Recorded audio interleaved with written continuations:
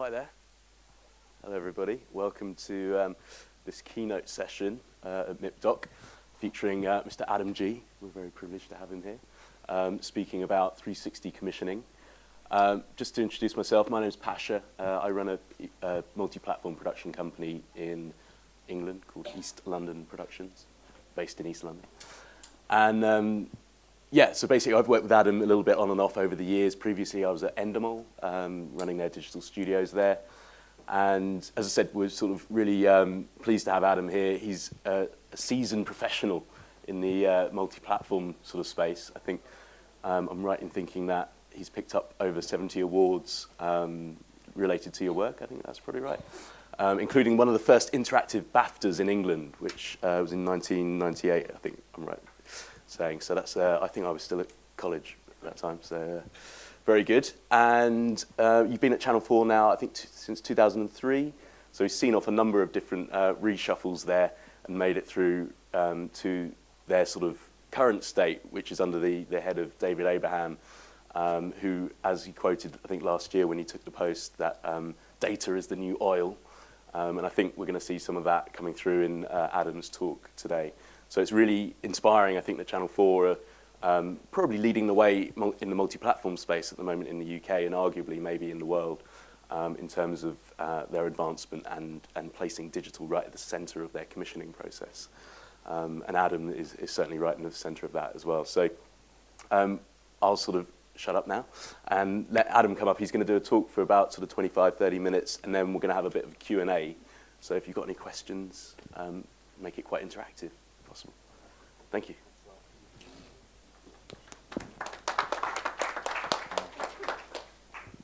Well, Pasha's right about me being a seasoned professional. I've been at Channel 4 for 9 years doing multi-platform or transmedia or whatever you want to call it this week.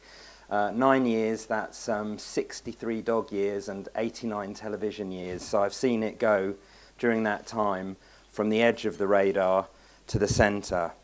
Now, for my first trick, I'm going to try and play you some video off the web.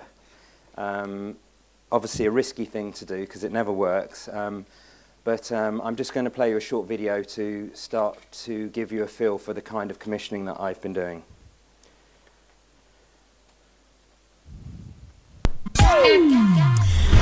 Welcome to Embarrassing Bodies live from the clinic, where you can get instant medical advice via a webcam without even having to leave your sofa. I'm Dr. Dawn Harper. And I'm Dr. Kristen Jessen, and the clinic is open. Your very own personal health service is open now, and tonight you can speak to us live. You can call in via webcam. I think I know what's wrong with you, Janet. Michelle, how can we help? As you can see, I've got very large breasts. I seem to have some white patches on my penis. Let's have a look. Right. Oh, okay. I've got it now. Okay. Stand up and show us your tummy a second. I think you've got the world's biggest ingrowing hair. Quite clearly, Michelle would benefit enormously from a breast reduction. I mean, it would be a life-changing operation. Live from the Clinic started life in 2010 as Embarrassing Bodies Live, a UK first, as an online-only switchover show on the Channel 4 website, which allowed users to dictate the editorial of the show as it broadcast. It picked up a BAFTA, a Broadcast Digital Award, and an Emmy nomination. And in 2011, this online project became a live, interactive and groundbreaking primetime Channel 4 show with its own major multi-platform presence. Viewers applied through the Live from the Clinic website to be seen live over webcam during the show. More than 60 patients were seen in this way across the series. On the website, these cases were made available as interactive videos, allowing users to create a shopping basket of resources most applicable to them, which they could in turn email to themselves. Further video content from the show was also made interactive, demonstrating potential functionality for YouView and other connected TVs. So, for anyone who's embarrassed, shy, scared, or just too busy to book for a smear, I'm going to have mine now. Okay, Dawn. Okay. Ready for your test? I am. Got a little bit of lubrication on the speculum, and I'm going to pop it in. It shouldn't hurt, as you know. It's just a bit fiddly. Would you give me a cough? Now, you know this brush, it's really soft, isn't it? I'm just going to twirl it around, all right? As the shows aired, users were encouraged to use My Health Checker, taking tests related to subjects across the series. 19 tests were available, ranging from dyslexia, OCD, autism and ADHD, to BMI, body fat percentage and diabetes, produced in partnership with organisations including academic institutions, charities and the NHS. 316,000 users registered, taking 3 million tests, an average engagement of more than 9 tests per user, and a huge secure data capture operation using cloud hosting. Along with receiving detailed feedback and advice, users could compare their results anonymously with others. Our partner organisations, including Warwick University Medical School, Cambridge Autism Research Centre and IBM, then utilised the anonymised data to further their research, and early results were analysed as they came in and reported on the show. We found those at highest risk of diabetes are aged between 46 and 51, and the occupations at highest risk are those who work in transport, office administration and the public sector. Now, are you surprised by those results, Shaw? Not really, Dawn. I'm afraid the modern day lifestyle where it's high stress, rapid results required from your boss and sedentary work really set us up as humans to fail. My Health Checker is also available on NHS sites and to the brand's 180,000 Facebook fans. The series saw the launch of My Video Doctor, an interactive video product built using complex algorithms, allowing users to receive a personalised consultation based on their symptoms from Dr. Christian Jessen, Dr. Dawn Harper and myself, Dr. Pixie McKenna. If you would like confidential advice about a sexual health problem, you're in the right place. Through a partnership with NHS Direct, it was possible to calculate the saving to the NHS of each user journey. During the 6-week series, My Video Doctor saved the NHS up to £323,000, equivalent to 3 ambulances, 15 baby ventilators or 19,000 pairs of crutches. Since broadcast, the savings continued past £400,000. During and after each show, web chats took place, led by myself and specialists featured in that.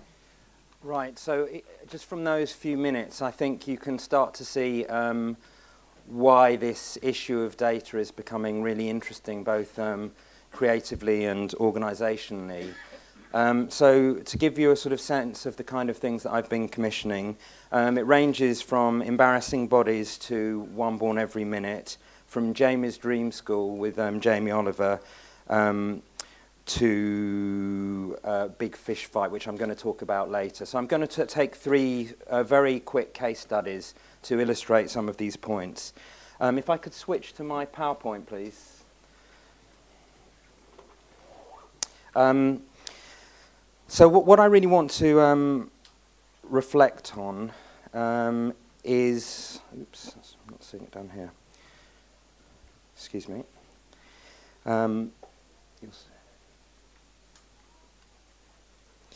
Is a little bit about how the first of all how the channel sees itself. So it's a public service broadcaster. It's the other one apart from the BBC in the UK. It's the smaller one that serves as the grit in the oyster. Really, it's got a remit to innovate. And these days, this is pretty much how it sees itself. So it's not in relation to other broadcasters, but in a landscape that includes social media and media on demand. Now, I want to talk a little bit about really kind of a critical thing in 360-degree commissioning and, in fact, in creating multimedia as a producer, and that's thinking a bit about what you actually bring to the party. What can you do that Facebook can't do? What can you do that Twitter can't do? What can you do that YouTube can't do? What can you do that no one else can deliver? And so the theme of my keynote today is really around adding value. And that adding value is basically, it's the base for making effective use both creatively and commercially of data, because data is all about an exchange of value. If you're going to do it in a way that works, you've got to make sure that if you're asking for data, you're giving something valuable back in return. And that takes you towards a much deeper and more productive relationship with your audience. It takes you towards the opportunity to reinvent advertising, and it takes you towards creating and having recognition of value online. So I'm going to start off by talking about two different themes, because this has pretty much been my past year. I'd say the two themes that I pick out are data and campaigning. So we've just seen a little bit about live from the clinic, and also and how just from a very small part of the online presence, it managed to generate £415,000 in a matter of weeks of savings for the NHS, which is the National Health Service in the UK. So that's one aspect of adding value, but on an individual level, it's all about behavioural change. Now, I know watching that video there might be hard work a little bit after your lunch or whatever, and it is a loud and a brash programme in a sense, but the thing about it is it gets people to engage with health. So it has a lot of public value, and if you spend 10 minutes on this website or the Embarassing Bodies website, you'll see the kind of behavioural change that government strives to effect but fails. You'll see it reaching places that government and the health service fails to reach in terms of getting people to consider their health, to be preventive about it, and to engage with it. So, you know, if you spend a few minutes on the site, the kind of thing that you'll see is, I wasn't going to go to the doctor, but I did. I didn't used to check myself, but I do now. I've been checking myself for years, but I've been doing it wrong, and now I know how to do it properly. So you saw a little bit about the kind of interactivity that's on the Live from the Clinic site. It's a very integrated form of multi-platform, and generally, Embarassing Bodies is a very effective brand for experimenting in multi-platform, because it has a huge audience. On an average broadcast night, it will get 1 million page views. And even when you're like months from the last broadcast, it will get 150,000 page views a night. So it's got a real kind of momentum, and it's a great place to experiment from. So this is the video symptom checker that generated those £410,000 worth of savings. It generated it by giving people the appropriate route when they're addressing their symptoms. So should they go to see their doctor? Should they go to the pharmacist?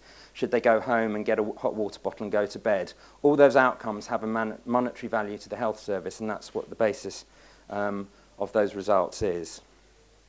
So you saw a little bit of My Health Checker in action there. This was really an experiment in establishing the quid pro quo that lies at the heart of collecting and using viewer data. It was designed to show that if you give some people something that's worthwhile, in this case a really useful health service, an aggregation of self-tests, and effectively an alternative health record, they won't just part with their data, but they'll part with their data happily. And they'll not just part with their data happily, but they'll part with very personal data. So you can see here that, you know, things like weight and ethnicity are not things that people part with lightly. But we had a very high level of logins during the series, 500,000 people, and of registrations. And just as important, we had a lot of people coming back to log in again, and that consideration of what brings people back, of return visits, is absolutely critical in this area.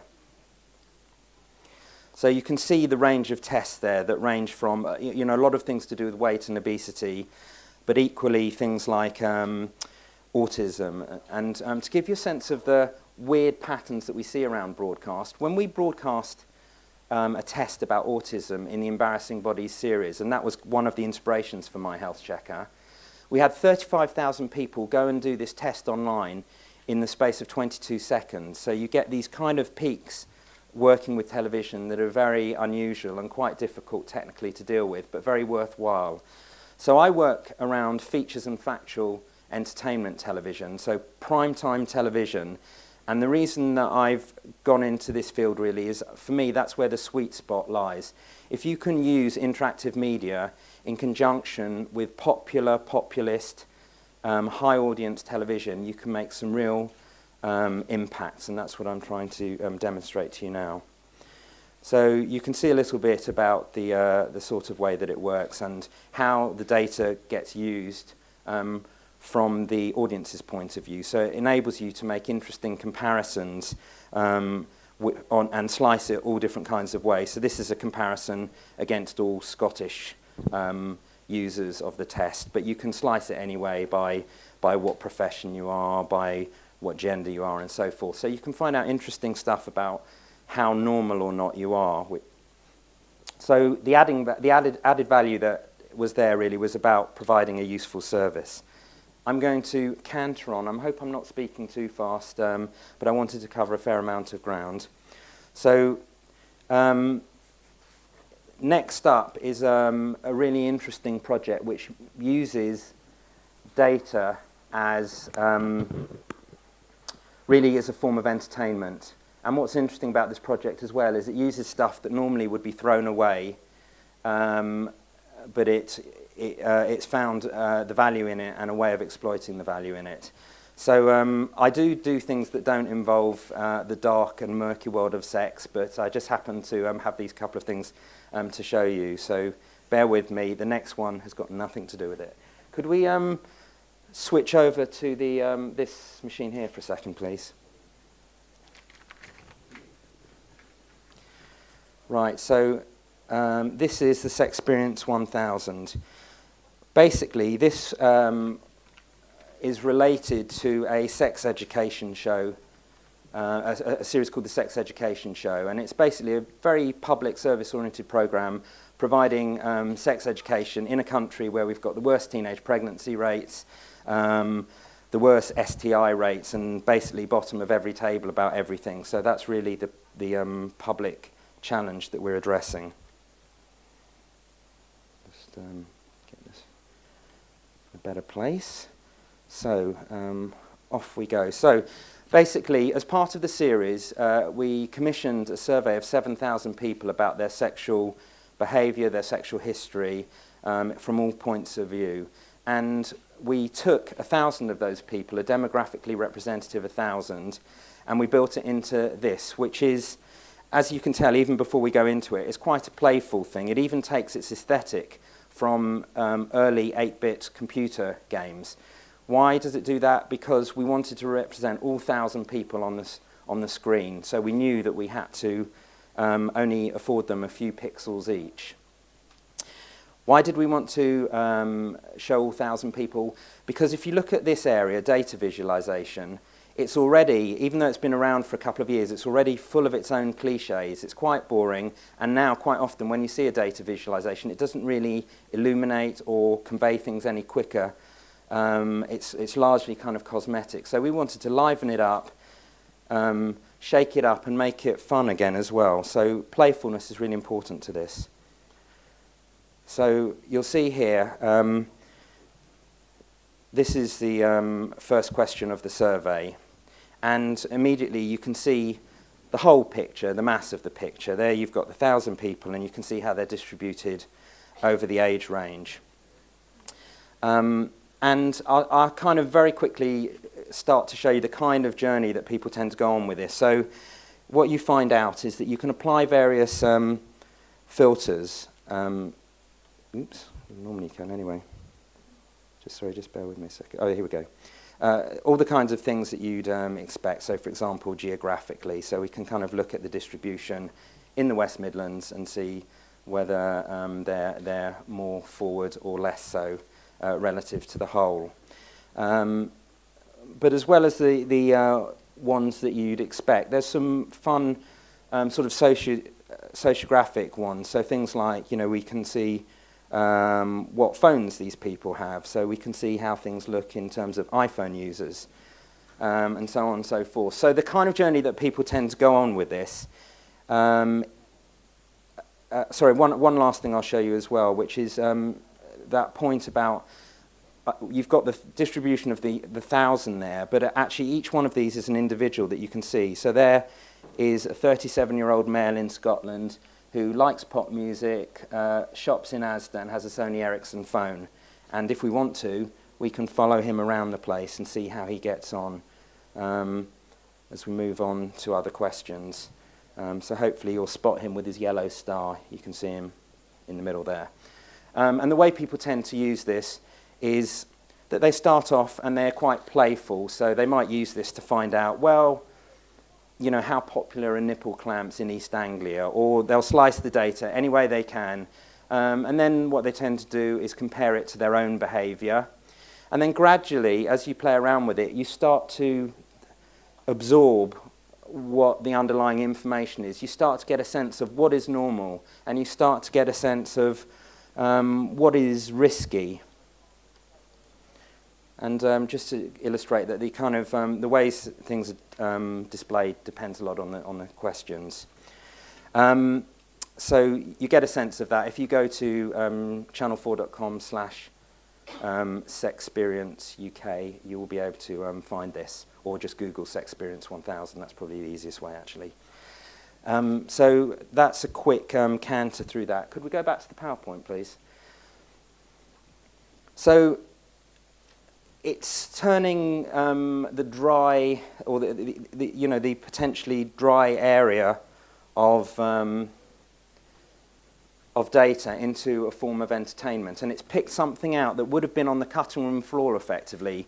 The survey data within the actual show was just a few little statistics dotted through the show. I mean, considering it costs sort of £25,000 to do a survey like that properly, it's really good to be able to find a different way of realising that value and making it accessible to people in a more deliberate way. So it sits in the context of this site's experience, which this site has had 125,000 bits of user-generated content since it started, and the user-generated content is in two forms. It's either questions from people, or it's experiences that people are sharing in answer to those questions. So it's very much a peer-to-peer operation. Young people are asking questions, and people of various ages are answering them from the point of view of their actual experience. So it's not about theory, it's not about opinion, it's just stuff that people have tried that has or hasn't worked. And just from seeing this site in action, the need for it is really evident. I mean, the rate that questions come in and the kinds of questions, you can see there are massive gaps in knowledge that really need filling. So it's associated with a number of different sex education related programs. It's a kind of generic vehicle, really. And it sits in the context of this site, which is largely driven by this peer-to-peer conversation of users just talking to each other. So one of the real kind of defining characteristics of television and the media in this age that we're in is it's gone from being about being one direction broadcast, we're the broadcaster in the middle, consume our stuff, to becoming a two-way process where people have an expectation of some kind of conversation. But what's interesting about this site is the conversation is not always between the user or the viewer and the broadcaster. Quite often the conversation can be amongst the audience, and therefore you've got this great kind of energy, but it has very low overhead. So I remember I was standing in the coffee queue at Channel 4 one day shortly after this launched, and I saw the director of television, who's sort of main creative person in the organisation, and I was saying, oh, it's fantastic, we're getting massive traffic to this site, we're getting 5,000 questions and answers every week. And he was going, oh, that's very good, how much is that costing us? And I was like, well, that's the great thing, that's the beauty of it, it's all for free, all we need to do is a little bit of moderation, and all that energy is part of this, again, an exchange of value. We provide an infrastructure that's useful to people, and they make use of it and share their know-how. So this one is really about adding knowledge and understanding in a really important area. Can I just double check this time here? Is that till the very end of the session, including the Q&As, just so I get my timing right? Does anyone know? Oh, it's running a bit behind time, is it? Okay, fine. So I'm going to switch into the clean world of fish. This is a multi-platform campaign that we ran last year and we're picking up again this year. Should go back. If I could just switch to this screen again for the last time. So I don't know how many French speakers there are here, but this campaign has actually spread right across Europe. But I'm going to have a guess that most of you are English speakers, so I'll play you just a minute of video so you can get an immediate feel for what this campaign is about.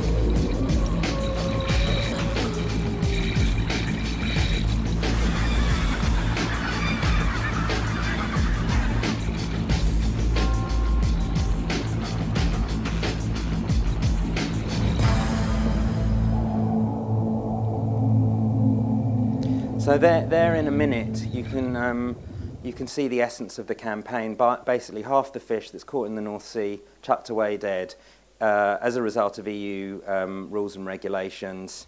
Clearly a sort of Kafkaesque situation, something that's entirely unacceptable. So that gives you a very strong basis for a digital campaign, because not many people are going to argue that discarding fish in this way is a good idea. And here you can see the sort of classic interaction of TV and online, because the TV just makes you angry. It brings out that emotion very quickly, and what you want to do is to do something about it. And that's the great thing about being now in a multi-platform age, which is that you can go off as a result of seeing the TV, and you can actually do something about it. So you can see nearly 800,000 people are behind this campaign. 500,000 of them were behind the campaign within the first 8 days of transmission. And the thing, so 500,000 people is quite significant, and what's interesting is that very quickly it started getting noticed in Brussels by the politicians. Sorry, could I switch back to my PowerPoint for the last time?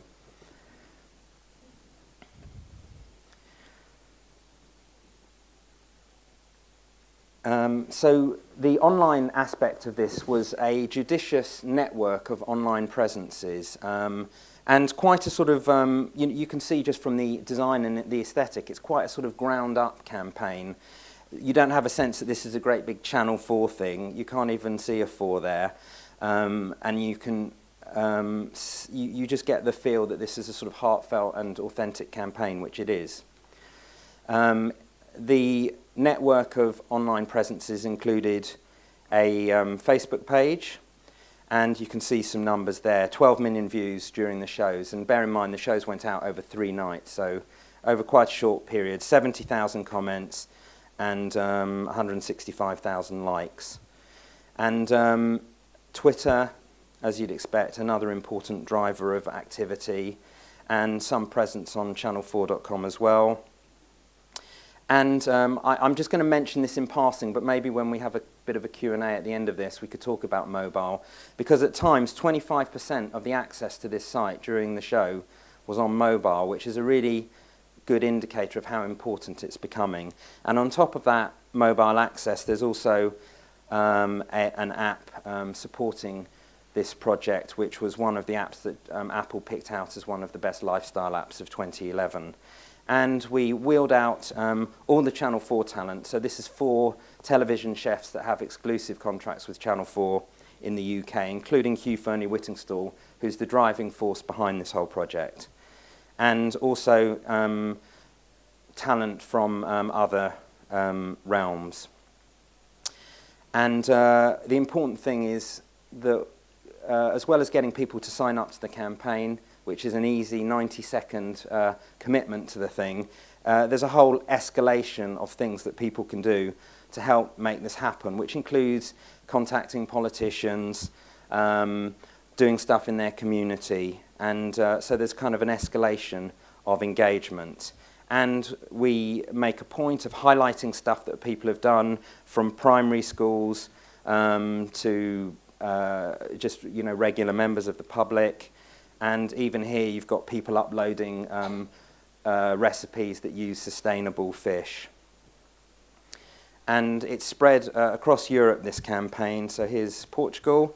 Now, Portugal, this is an interesting illustration of the power of this stuff. 2 Mondays ago, Portugal, I'm afraid to say France and Spain, were about to slow down and kind of kick into the long grass the legislation to ban discarding. This came to our attention on Friday, the 16th of March. That evening, we put up on the site an emergency page where people could tweet via Twitter in their own language directly to their fisheries minister. So it kind of kicked into action on St. Patrick's Day, which was the Saturday, and on the Sunday. When all these fisheries ministers showed up in Brussels on Monday, there was 137,000 tweets waiting for them. And this kind of rebellion from these 3 countries never happened, because it really put them in the spotlight. So that's a very good illustration of how this combination of television and interactive media can have really substantial real-world impacts. And here you can see the Swedish version.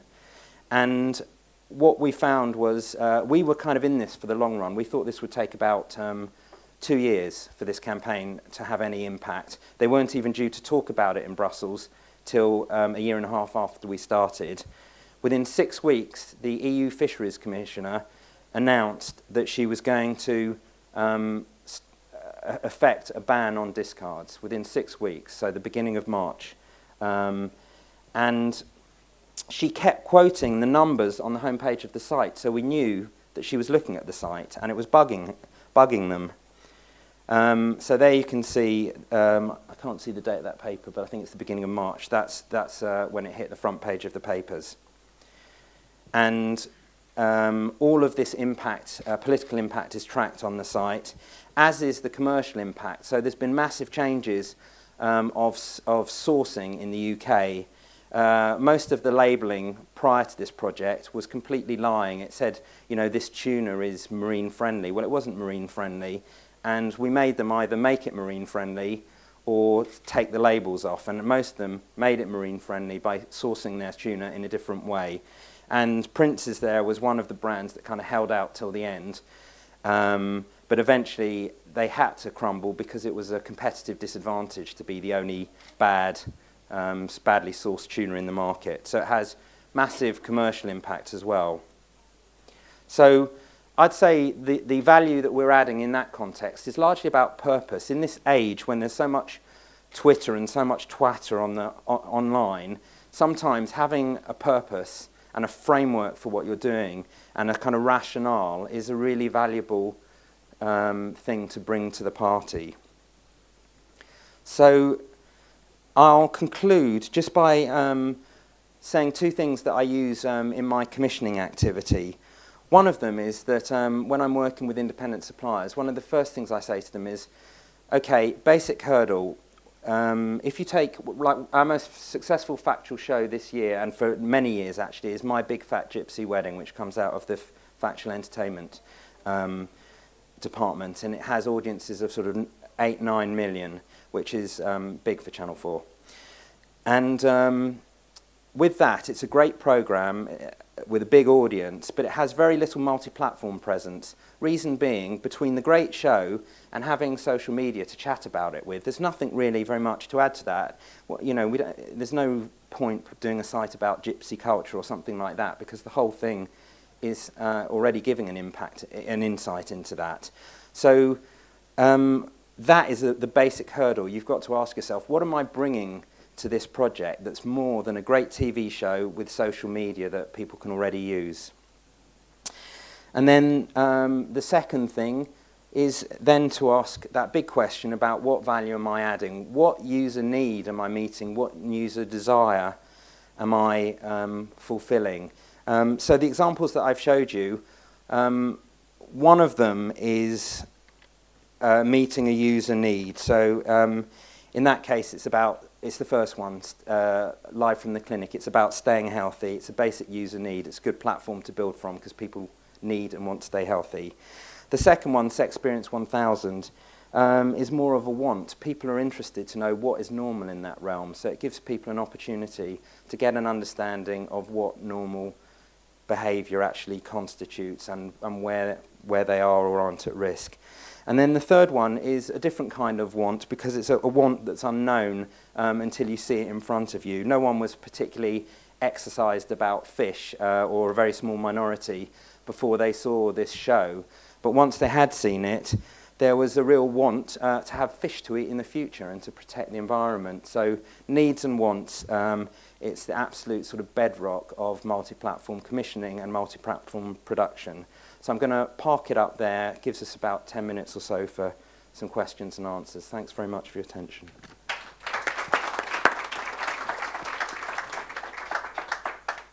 Great. Thank you very much, Adam. That was great. I think commissioning editor or campaign manager, more like. That's some pretty impressive stuff.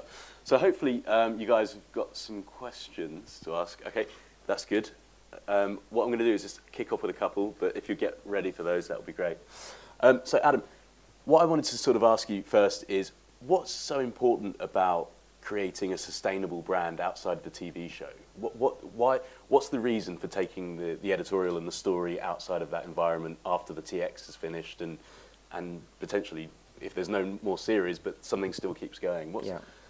There are a number of answers to that question. One important one is that actually creating an ongoing relationship with your audience and a deep relationship and a loyalty and an identification of certain shows with a broadcast brand all help in the long run in terms of having an effective commercial relationship with the audience. I mean, a lot of people, when they're talking about multi-platform, are like, where's the money, where's the money? Yeah. This is probably the most important place where the money is, but it's a medium-term view. Right. And it's one that I think what Channel 4's new regime has done very well under David Abrams' guidance is to shape Channel 4 to be a modern broadcast network fit for the future. Whether his vision and whether his direction of travel is right, no one can know, but it's convincing and it's important for broadcasters to actually make themselves fit for the future. So I think you've seen a couple of important things happen at Channel 4. One of them is that when he arrived, he dropped all the multi-platform commissioners in with the TV commissioners. So it's a very integrated operation. And all these projects that I've shown you have a TV and a multi-platform commissioner working extremely closely together with kind of iterative stuff happening on the editorial front. The other thing he did was he took a normal TV research and insight department and elevated it to become a directorate within the company. It's called AT&I, which is Audience Technology and Insight, and it's a real confirmation that understanding the audience is absolutely key to success in this age where we're no longer in a barb age where you've got 5,000 boxes in different homes in the UK and that's supposed to tell you what's going on with your television programmes. We're in an age where you know exactly who's watching and how and when and why and what they're doing. So, you know, that's the other major change. Fantastic. So it sounds like this is a stepping stone. You're building those audiences online and through mobile apps and things like that, and then you're going to quite aggressively start commercialising it at some point in the future. I mean, not in a crass way, because it's not. Right. It's not about getting data to use as a mailing list. It's about getting data so that people can find other stuff that they like, and getting data so that you can be answerable to your advertisers. Because since you can measure everything, you ought to. There's no excuse not to. Now, the flip side of that coin is you can start to put a value on that. So if you take a site like Embarrassing Bodies, which is getting hundreds of thousands of page views every day, day in, day out, millions and millions per year. In the past, that would have just been chucked into a sort of sponsorship deal, and it would be like a cherry on the cake. There was no value on it. But there clearly is a lot of value in there, and this will start to help realise that kind of value. But you can't do it without measuring stuff. That's great, yeah. And the other thing I wanted to talk about, you mentioned mobile at the end there, and actually you sort of answered some of this question, I think, near the end with your summary, but it's very difficult to try and work out, when there's so many different directions to go in with some of this content. Do you put money into a mobile app because that might eat up quite a lot of a budget, or do you sort of spend it on the website, which actually maybe not many people go to the website anymore, those sorts of things. So how do you... Again, it's all in the numbers. You can see it's like, for example, with the Fish Fight app, if you were just watching stuff on the site, there's all these people saying, well, why is there not an Android version? Can we have an Android version?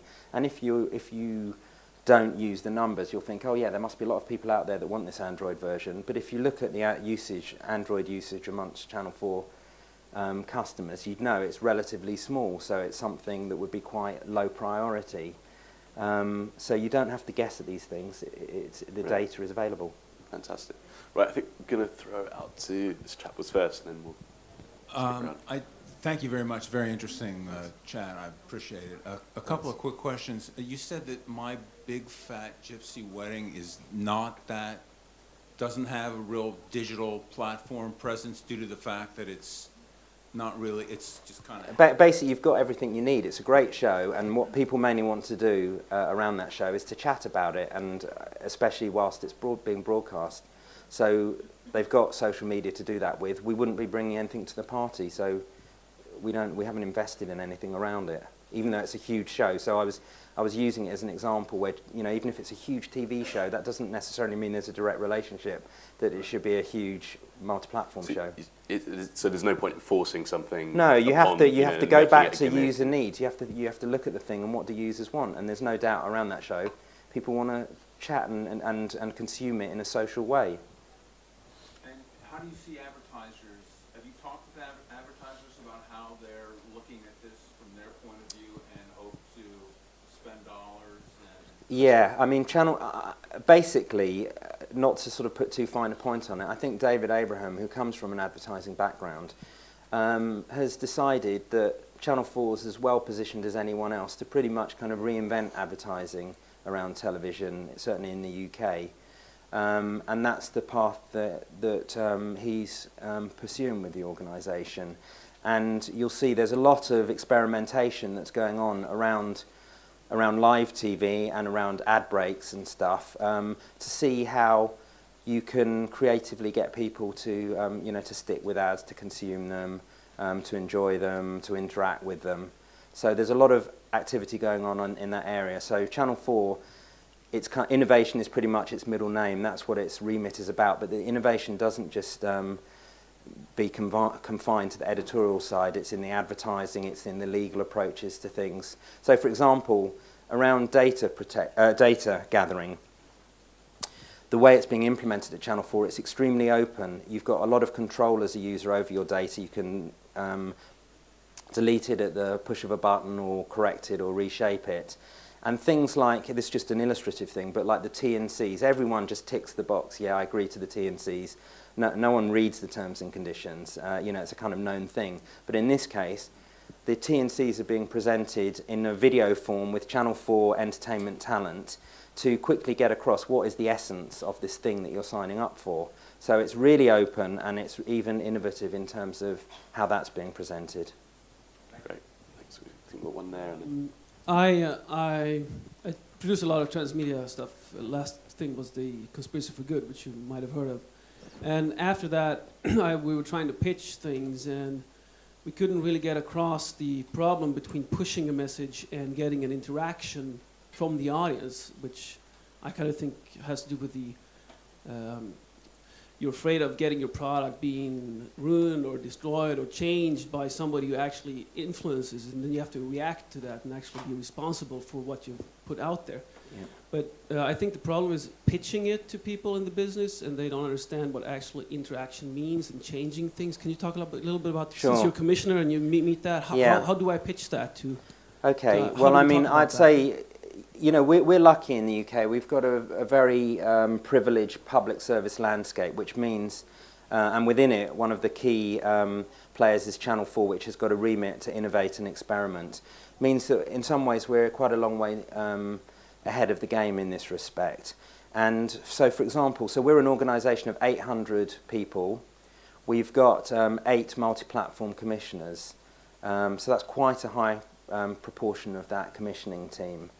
And the system for pitching is really quite sophisticated, and one of the things that we're actively doing at the moment is trying to generate integrated multi-platform TV programming, not from the usual suspects of the TV indies, but from digital agencies, from technology people. So we're saying to them, you know, don't worry if you don't know how to make TV, come to us with a great idea, come to us with a strategic partner if you have one, don't worry if you don't have one. But we're actively looking to start generating TV programs from a different space. And so you will have seen from that example there in the video I showed at the beginning, you know, an online-only thing, which was Embarassing Bodies Live. It was a switch-over show to the web. First of all, when it went out, it performed like a regular TV program. So it went out, it was about 30,000 viewers short of Sky One at that time. But also, it gave rise to a whole series on primetime TV the following year, picking up from the kind of dynamic that had been established in that show. So that's starting to show that commissions are coming from quite a different perspective. And there's a high level of understanding within Channel 4 about how interactions work. And one of the reasons we do stuff like what I'm doing today is also we try and sort of spread the best practice as best we can. If I interpret you right, what you're actually saying is that you need to teach it in a traditional format and then kind of switch it over. That's what you're saying. No, I mean, yeah. No, you don't have to pitch it in a traditional way. I guess what I'm saying is it's a bit horses for courses. I mean, there are different ways in. You can come in through the TV and flag up. We feel this has got strong cross-platform potential. You can come in through the multi-platform commissioners and start from something which may not even have very much TV in it, or just a vague idea of what the TV might be, and come from that direction. The one thing that's common to all of it is it does all need to be related to TV. It can be digital first, but it does ultimately need to be aiming for some TV, because it's a bit like we had an advert a few years ago for the British, I think it was the British Museum, and it said, you know, a great cafe with not a bad museum attached. That was the sort of the pitch for the thing. And this is similar, you know, with Channel 4. It's like great multi-platform with not a bad TV station attached. It's crazy not to make use of the TV channel. Brilliant. I'm afraid we're going to have to wrap up. I know there's loads of people with lots of questions and things, but we've gone a little bit over time and I'm getting some pressure from the back of the room. So I recommend just come and grab Adam afterwards, and if you're free for some time, then I'm sure he'll be able to answer some questions. But thank you very much for that. I think it's quite an interesting subject to finish on, I think, because Channel 4 definitely have opened up their commissioning so that you can access it from all areas, but it's definitely not something that we see in many other broadcasters, particularly in the UK. So yeah, hopefully that's a new model that other people will sort of look at and start to use. So I think it does give access to more creative talent than just the same TV companies or the same digital producers. Brilliant. Thank you very much for your time. Cheers.